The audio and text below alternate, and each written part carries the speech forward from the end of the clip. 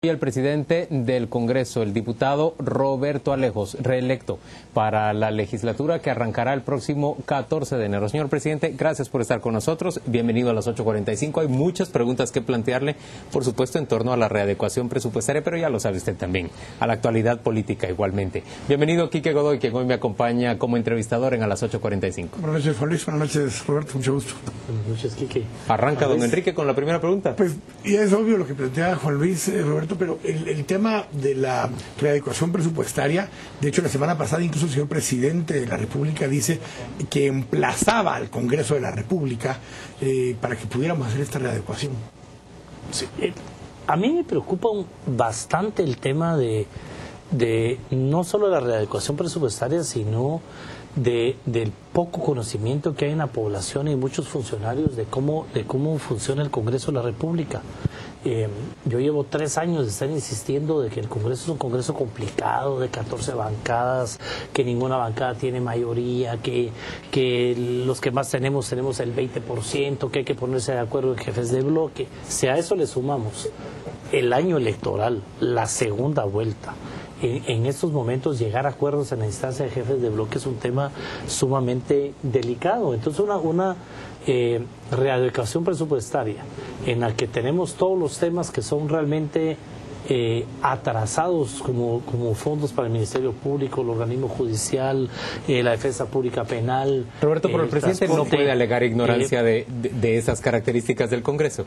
Pero entonces... ¿Por qué se permite emplazar al Congreso? Pedir del otro lado fondos para la emergencia en un tema de componer las carreteras.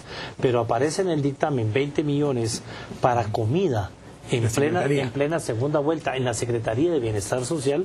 Los jefes de bloque, por muy conscientes que estén de la necesidad de fondos para arreglar las carreteras, a semana y media, 2 semanas de la segunda vuelta dicen: momento, esto no fue lo que acordamos, esperemos. Bueno, Roberto, pero aquí entonces todo lo que acabamos de hablar tiene lógica, tiene sentido.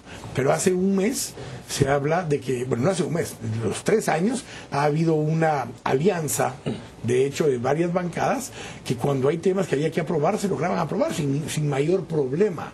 Pero de hecho, hace poco se aprobaron un par de los créditos. Pero la alianza ya no existe. O sea, Jaime Martínez anuncia la alianza terminó el día de las elecciones. Pero ahora hizo cada una vez declaración diciendo que lo que él estaba diciendo es que había terminado la alianza electoral que apoyaba las candidaturas que tuvieron para el 11 de septiembre. Insistieron en que la alianza legislativa, incluso la del próximo año, continuaba vigente. Pero la alianza legislativa no significa votar a ciegas por lo que mande. Además, Gana Une juntos tampoco tienen mayoría. Estamos hablando de que la alianza era Gana Une, un FRG ahora fragmentado, líder ahora en plena campaña con otro tipo de intereses, la bancada Guatemala, donde algunos ya se volvieron patriotas y ahora existe, creo, con un resultado electoral, algunos diputados, y también hay que tomar en cuenta 90 diputados que ya no se reeligieron, en donde ya su tema ya se ve desde otra manera, ya no es fácil recibir instrucciones del secretario general de su partido, a lo mejor ya ni tienen partido, como nos sucede a muchos en ese tema. Entonces el ambiente es un ambiente distinto, y en el Congreso siempre es un ambiente distinto. Vamos a volver sobre esto que acaba de decir el presidente del Congreso respecto a no tener partido, pero cualquiera pensaría que la alianza que se constituyó después del 11 de septiembre le daba mayoría al Ejecutivo o al oficialismo para hacer pasar la mayoría de cosas que le interesaban, la institucionalización de los programas sociales, una cosa como la readecuación presupuestaria, incluso la aprobación de los préstamos. Aprobaron los créditos, pero los aprobaron. Pero entonces uno no entiende en realidad, uno hubiera pensado que a cambio de la maquinaria electoral de la UNE para líder, pues era el líder quien se iba a ocupar de conseguirle esa mayoría en el Congreso. Sí, pero digamos, se confunde los votos que sale anunciando líder como la gran alianza para el año entrante, que estamos hablando de 90 y tantos votos que son diputados electos versus los votos que realmente hay ahorita, en donde realmente ahorita no hay una mayoría total y fácil de obtener los votos. Y en plena campaña También cuando al diputado le fue mal en la campaña y tiene que demostrar en la segunda vuelta que ahora le va a ir bien, no llega al Congreso. Está más preocupado de fortalecer su liderazgo político que de ciertos votos en leyes que pueda aprobar más adelante. E incluso el tema de la readecuación presupuestaria, en el caso nuestro, nos causa menos presión que temas humanos y sociales como el de la vivienda, como el de los jubilados de Guatel, la ley de la juventud, que tenemos una presión de las organizaciones de jóvenes y que estamos peleando porque esas leyes se aprueben. Tenemos una ley sobre los médicos, por ejemplo, del sector público, que llevamos 5 años, inclusive desde antes de esta legislatura, poniéndonos de acuerdo en la ley y va caminando la ley de cambio climático. ¿Qué podemos prever? ¿Que de aquí al 6 de noviembre no se apruebe esa readecuación presupuestaria? Yo me atrevería a decir que no. Estamos hablando de, además, un diputado interpela al ministro de Finanzas, lo cual hemos sufrido durante todo el año. Es otro tema que también es difícil de explicar.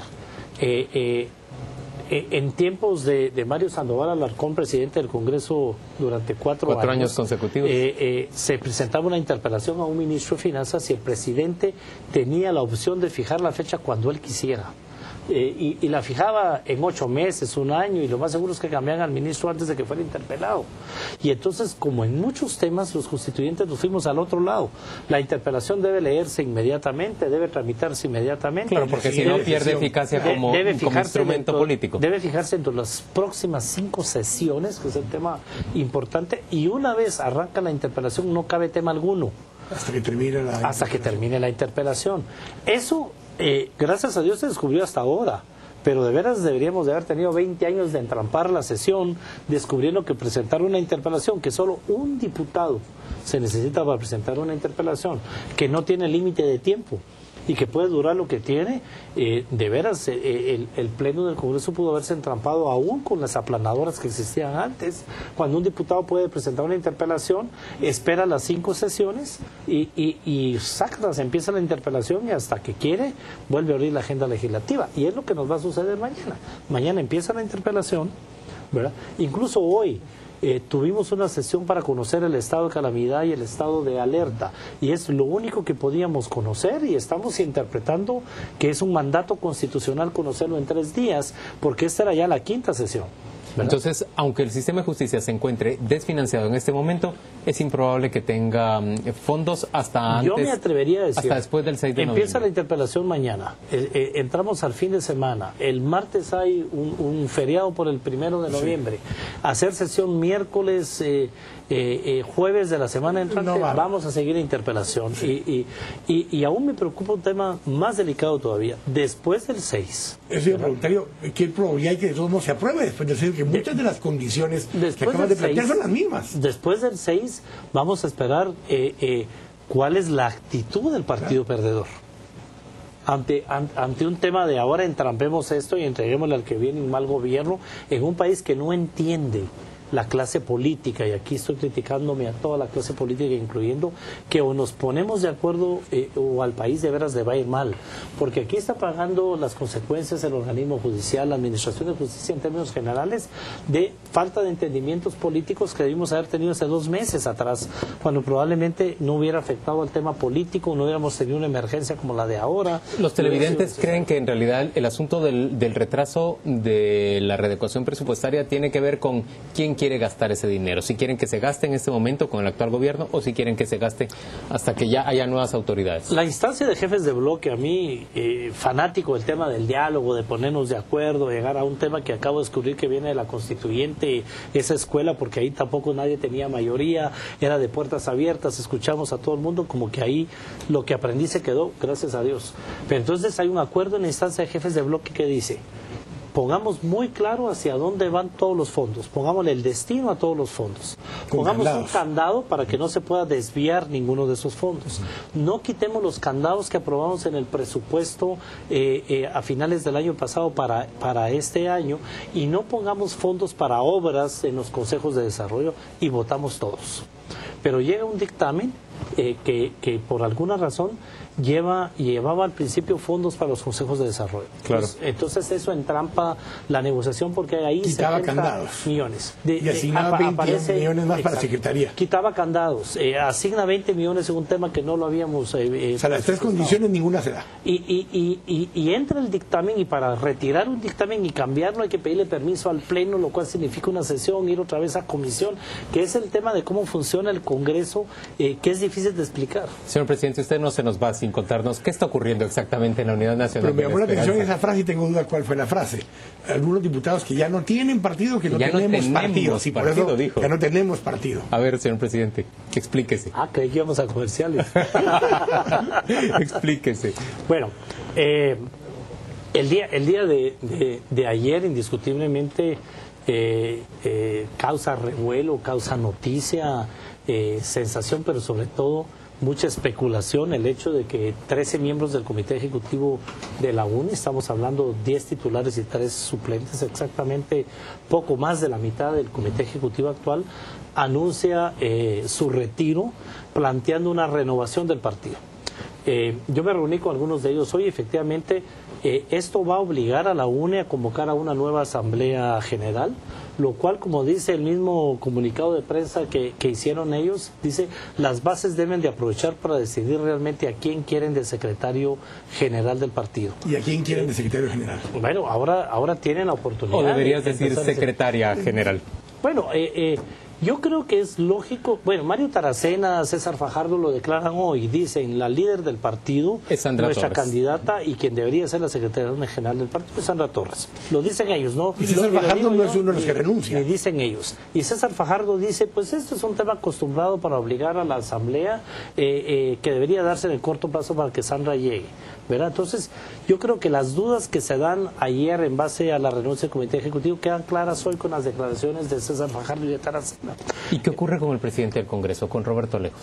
Sumamente ocupado con la reeducación presupuestaria, la ley de la juventud, se ha quedado sin los partido. Jubilados de Guatel. Deja la Unidad Nacional de la Esperanza. Desde noviembre del año pasado, cuando incluso quería ser secretario general del partido, tomó la decisión aquí armamos el revuelo precisamente, decir ya no, ¿verdad? He decidido pero que ya no sigue quiero el ser partido. secretario general de la UNE, ni siquiera voy a formar parte del comité ejecutivo ante lo que de la percibía UNE, como una reacción fortísima de Sandra Torres. Ni siquiera voy a formar parte del comando de campaña y me voy a dedicar 100% del tiempo al Congreso. Cambiar de opinión ahorita sería contradecirme a lo que dije en diciembre del año pasado, sobre todo con un Congreso de tantos pendientes. Yo estoy ajeno a los temas de partido totalmente, ni estoy en el Comité Ejecutivo, ni quiero estar en el Comité Ejecutivo del partido. Definitivamente no voy a optar a pelear una Secretaría General del partido, esto queda muy claro en ese sentido. Y en el Congreso no es nada lo que hay ahorita, comparado con lo que viene en la aprobación del presupuesto, las alianzas prematuras, la negociación para la próxima junta directiva, etcétera, etcétera, etcétera. Sí, que Godoy, última pregunta. Tenemos nuevamente a Roberto Alejos como candidato a presidente del Congreso de la República a partir de enero. En ese tema, digamos que hay que hacer un análisis realmente cómo van a ser las alianzas en lo que viene. Roberto Alejos ha tenido 3 años duros, difíciles. El Congreso que viene es un Congreso igual. Creo que lo que tenemos que hacer es sentarnos las bancadas mayoritarias y yo insisto en llegar a un acuerdo. No podemos tener 1 o 2 candidatos a presidente, 3 candidatos a presidente e ir a una elección y que el que tenga más votos gane, una desgastante porque elección. Va a volver a tener la división de la venganza. Definitivamente aquí se va a tener que sentar el líder, patriotas, la Unidad Nacional de Esperanza la gana y un buen grupo de diputados bisagras, creo, lo que encontremos ahí en ese sentido y ponernos de acuerdo. Y diputados independientes, sí, que van a ver recién estrenándose el Congreso. Yo espero de entrada algunos diputados independientes en todas las bancadas. Asimismo se espera usted como diputado independiente. Voy a hablar de una bancada que no es la mía. Por ejemplo, creo, hay diputados que entraron por Suger, que no es creo, ¿verdad? Sino que es por su candidatura con él. diputados que se han dado un credo. En Partido Patriota, por ejemplo, hay diputados que siguen teniendo su corazoncito en el FRG, que no sé cómo van a pensar a la hora de estar ahí. Entró gente del sector privado que vamos a ver cuánto tiempo aguanta el ritmo de pertenecer a un partido de gobierno y hacer gobierno si ganaran ellos, o ser una oposición dura si no ganara Patriota. ¿Y usted, señor Alejo, se ve en la UNE el año entrante? Yo espero una UNE muy renovada, muy cambiada, una UNE que de veras, si no cambia, se va a empezar a desgastar. Yo creo que lo que hicieron los muchachos del Comité Ejecutivo, y digo los muchachos porque en su mayoría era el grupo de jóvenes y de mujeres del partido, es darnos una oportunidad. Si esa oportunidad no se da, si fracasa la renovación, habemos quienes estaríamos realmente pensando en no pertenecer a ese partido y mantenernos, digámoslo de alguna manera, muy buscando un tema de independencia que a mí me ha ayudado muchísimo en esta difícil para dirigir el Congreso, mantenerme independiente. Roberto Alejos, gracias por acompañarnos hoy a las 8:45. Gracias. Ha dicho usted mucho en esta jornada. Vamos a la pausa comercial, volvemos dentro de muy poco.